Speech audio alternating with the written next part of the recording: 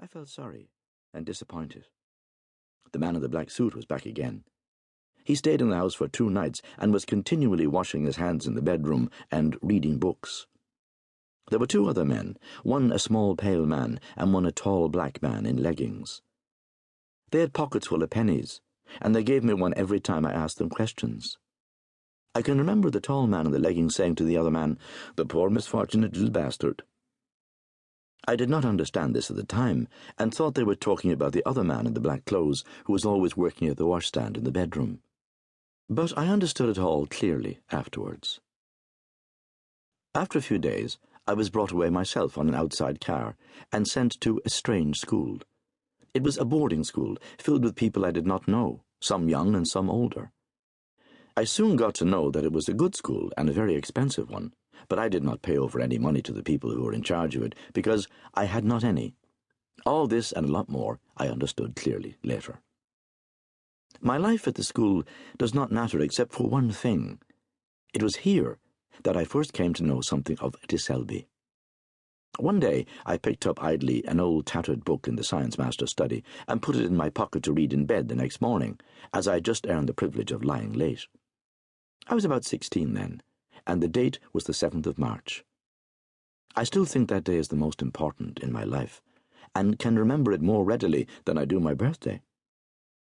The book was a first edition of Golden Hours, with the 2 last pages missing. By the time I was 19 and had reached the end of my education, I knew that the book was valuable and that in keeping it, I was stealing it. Nevertheless, I packed it in my bag without a qualm and would probably do the same if I had my time again. Perhaps it is important in the story I'm going to tell to remember that it was for de Selby I committed my first serious sin. It was for him that I committed my greatest sin. I had long since got to know how I was situated in the world. All my people were dead, and there was a man called Divany working the farm and living on it until I should return.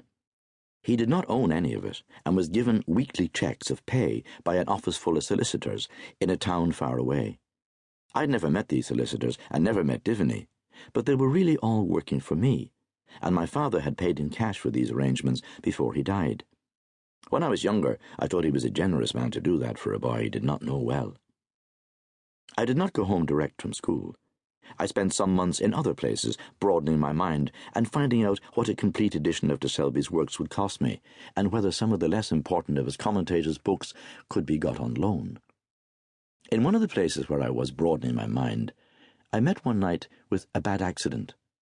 I broke my left leg, or if you like, it was broken for me, in 6 places, and when I was well enough again to go my way, I had one leg made of wood, the left one.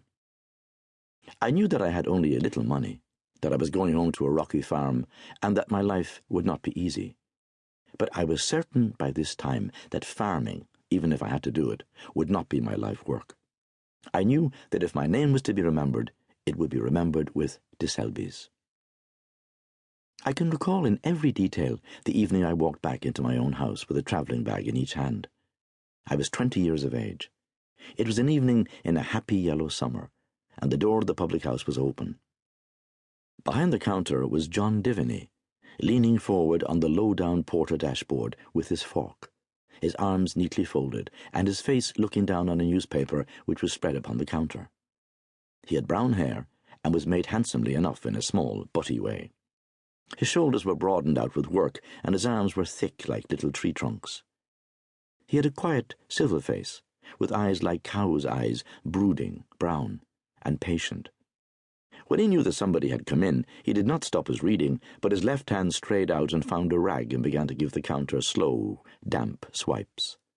Then, still reading, he moved his hands one above the other as if he were drawing out a concertina to full length, and said, "A schooner?" A schooner was what the customers called a pint of Coleraine blackjack. It was the cheapest porter in the world. I said that I wanted my dinner, and mentioned my name and station. Then we closed the shop and went into the kitchen, and we were there nearly all night, eating and talking and drinking whisky. The next day was Thursday.